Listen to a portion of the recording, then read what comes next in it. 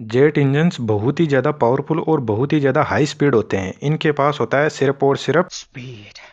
मैं हूँ स्पीड। आजकल तो ये कार्स में भी यूज होने लग गए, लेकिन शायद ये मॉडिफाइड कार में ही यूज होते हैं। और हवाई जहाज में इन्हीं जेट इंजन्स का खेल होता है। और आज जानते हैं इस वीडियो में इन्हीं जेट इंजन के बारे में कि ये काम कैसे करते हैं। हवाई जहाज यानी सिर्फ हवा का कमाल, और जेट इंजन का मैकेनिज्म सिर्फ इस हवा के खेल से ही हवाई जहाज को आसमान की ऊंचाइयों तक उड़ाता है। जेट इंजन न्यूटन के थर्ड लॉ ऑफ मोशन पर काम करते हैं। जेट इंजन जो हवा आगे से एंटर होती है, जब ये एंटर होती है तो इसका ज्यादा प्रेशर नहीं होता है, तो जेट इंजन उस हवा को ज्यादा प्रेशर और स्पीड के साथ में पीछे की तरफ धकेल देता है, और वही हवा जेट इंजन को उसके वापस उसे आगे की दिशा में फोर्स लगाती है, जिससे इंजन आगे की तरफ बढ़ता है। और यही न्यूटन की गति का तीसरा नियम है, यानी जब हम हवा को पीछे की तरफ धक्का लगाएंगे तो हवा वापस हमें आगे की तरफ धक्का लगाएगी। जेट इंजन लगभग सभी एक ही हिसाब से काम करते हैं, इसलिए आजकल जो सबसे ज्यादा जेट इंजन यूज होते हैं कमर्शियल फ्लाइट में भी जिनका यूज होता है उसकी अपन बात करते हैं यहाँ पर। जो जेट इंजन में यह आप आगे की तरफ एक फैन देख रहे हैं, यह जेट इंजन में एक प्रकार का नया आविष्कार है। यदि ये फैन नहीं लगा हो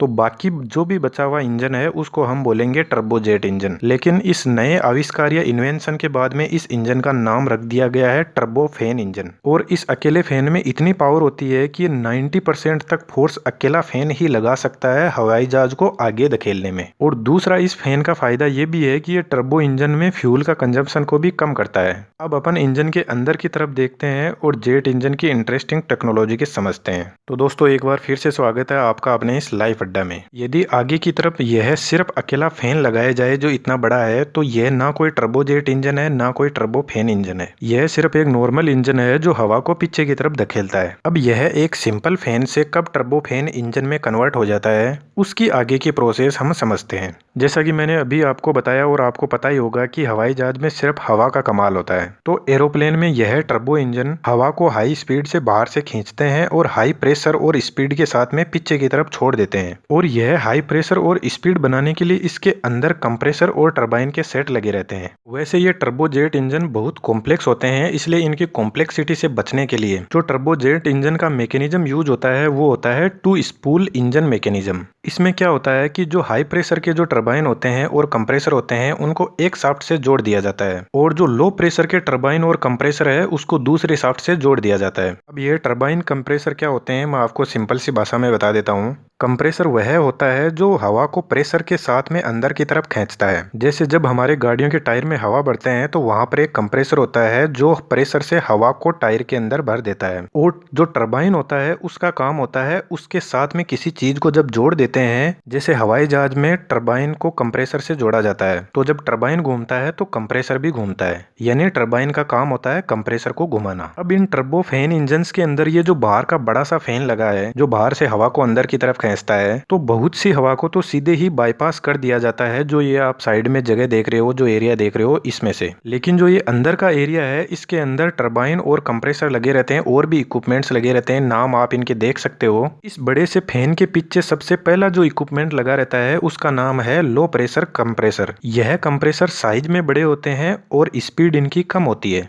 और अब इसके बाद में जो इक्विपमेंट लगा रहता है उसका नाम है हाई प्रेशर कंप्रेसर। इनकी स्पीड ज्यादा होती है और यह साइज में छोटे होते हैं। और इस कंप्रेसर के बाद में लगा रहता है कंबंशन चेंबर जिसके अंदर फ्यूल जलता है। और इस कंबंशन चेंबर के बाद में लगा रहता है हाई प्रेशर टरबाइन जिसकी साइज छोटी होती है पर स्पीड बहुत ज्यादा होती है। और जैसा कि मैंने आपको बताया था कि टरबाइन है जो कंप्रेसर को घुमाता है, तो यह जो हाई प्रेशर टरबाइन है यह घुमाता है हाई प्रेशर कंप्रेसर को। यह दोनों एक ही शाफ्ट से जुड़े रहते हैं, और ये जो शाफ्ट होती है वो अंदर से खोखली होती है। और वो खोखली क्यों होती है वो अभी आपको पता चल जाएगा। और इसके बाद में जो सबसे लास्ट में जो इक्विपमेंट लगा रहता है वो होता है लो प्रेशर टरबाइन। यह साइज में बड़े होते हैं और इनकी भी स्पीड कम होती है। और जो यह टरबाइन है यह घुमाता है लो प्रेशर कंप्रेसर को। और ये दोनों भी ये जो खोखली शाफ्ट है इसके अंदर से आपस में दोनों जुड़े रहते हैं एक ही शाफ्ट से, और इसी शाफ्ट से जुड़ा रहता है ये आगे वाला फैन। इसी को बोलते हैं टू स्पूल इंजन मैकेनिज्म जो जेट इंजन में यूज होता है। सबसे पहले जब यह बड़ा वाला फैन हवा को अंदर की तरफ खींचता है तो लगभग हवा, जैसे मैंने अभी बताया था कि बाहर में साइड में से निकल जाती है, लेकिन कुछ हवा जो यह लो प्रेशर कंप्रेसर देख रहे हो आप, यह अंदर की तरफ खींच लेता है। और जब हवा अंदर की तरफ आती है तो यह कंप्रेस हो जाती है कंप्रेसर के द्वारा, तो हवा का प्रेशर बढ़ता जाएगा और साथ में इसका टेम्परेचर भी बढ़ता जाएगा। और आगे जब यह हवा हाई प्रेशर कंप्रेसर के पास में पहुंचती है जो हाई स्पीड में घूमता है, तो यह कंप्रेसर इस हवा का प्रेशर और टेम्परेचर और ज्यादा बढ़ा देगा। इस हाई प्रेशर कंप्रेसर की डिजाइन कुछ इस तरीके से होती है कि इसमें ब्लेड के कई सेट होते हैं, जिसमें रोटर ब्लेड और स्टार्टर ब्लेड के सेट होते हैं। इनमें से जो स्टार्टर ब्लेड है वो फिक्स रहती है और जो रोटर ब्लेड है वो जो शाफ्ट है उसके साथ में घूमती रहती है, और एक रूटर और एक स्टार्टर ब्लेड मिलकर एक सेट बनाते हैं। और इस कंप्रेसर की डिजाइनिंग कुछ इस प्रकार से होती है कि ये हवा की स्पीड को और प्रेशर को बढ़ा देते हैं। अब जब यह हवा आगे की तरफ बढ़ती है तो आगे लगा रहता है कंबंशन चेंबर, और इस कंबंशन चेंबर के अंदर फ्यूल जलता रहता है। और यहाँ पर जो फ्यूल जलता है वो एटम्स की कुछ प्रोसेस के थ्रू जलता है। जब इंजन स्टार्ट किया जाता है तो इग्निशन के थ्रू आग को जलाया जाता है, जो बाद में कंटिन्यू जलती रहती है। अब जब यह हाई प्रेशर कंप्रेसर के बाद में जब हवा कंबंशन चेंबर में पहुंचती है तो इस कंबंशन चेंबर के ऊपर की तरफ यह नोजल्स लगे रहते हैं। जो पीछे से गर्म और कंप्रेस्ड हवा आती है उसमें यह फ्यूल मिक्स हो जाता है और हवा और ज्यादा गर्म हो जाती है। और इसी हिसाब से जब हवा ज्यादा गर्म हो जाती है तो यह फैलना चाहती है और इसका प्रेशर और टेम्परेचर बहुत ज्यादा बढ़ जाता है। जब यह हवा कंबंशन चेंबर के आगे लगे हाई प्रेशर टरबाइन तक पहुंचती है तो इस टरबाइन का आकार कुछ इस प्रकार होता है कि जो गर्म हवा कंबंशन चेंबर और कंप्रेसर से अपने को मिल रही है उसको थोड़ा फैला देगा और उस हवा का प्रेशर कम हो जाएगा, वरना ज्यादा प्रेशर से इंजन फट भी सकता है। क्योंकि हमारा काम था हवा को हाई स्पीड से पीछे की तरफ धकेलना और यह काम कंप्रेसर और कंबंशन चेंबर में हो जा रहा है, तो फिर यह टरबाइन थोड़ा हवा के प्रेशर को कम कर देते हैं और यह इंजन को आगे की तरफ भी धकेलता है। और ये जो हाई प्रेशर टरबाइन देख रहे हो यही घुमाता है हाई प्रेशर कंप्रेसर को, क्योंकि दोनों एक ही शाफ्ट से जुड़े रहते हैं। और जब यह कंबंशन चेंबर इस इंजन में जुड़ जाता है तो यह बन जाता है एक टर्बोफैन जेट इंजन। अब यह गर्म गैसेस पहुंचती है लो प्रेशर टरबाइन तक, तो यह टरबाइन भी घूमने लगता है और यह घुमाता है आगे लगे फैन को और लो प्रेशर कंप्रेसर को। और इस टरबाइन की डिजाइन भी कुछ इस तरीके से होती है कि यह इंजन को आगे की तरफ धकेलता है। और पीछे की तरफ देख रहे हो आप यह नोजल जिसका साइज थोड़ा छोटा होता है, जो हवा हाई स्पीड में आगे की तरफ से आ रही है उसको